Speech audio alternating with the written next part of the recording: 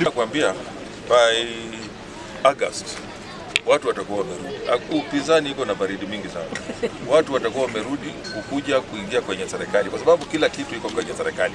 Na vile nimesema hakuna mtu anaenda kwa siasa akitaka kwenda upinzani. Unajikuta upinzani kibahati mbaya.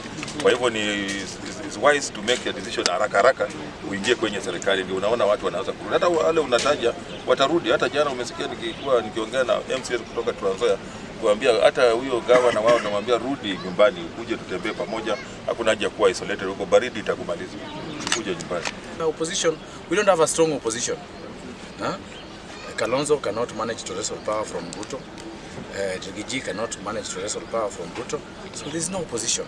And the team that is there in the opposition is just a consolidation of Gema.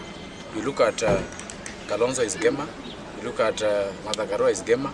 You look at Uhuru Kenyatta is Gema. You look at Wamunyoro is Gema.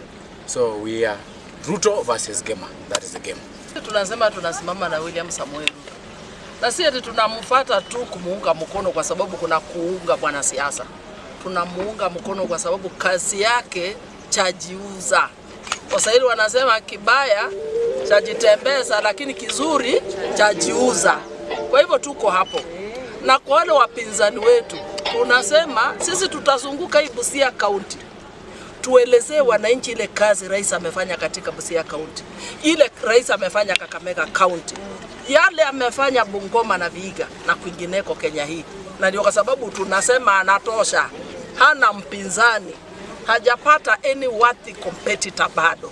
Kwa hivyo sisi tuko imara na injili ni ile moja. Simba ni mmoja na huyo ni William Samoei Ruto. Perfect.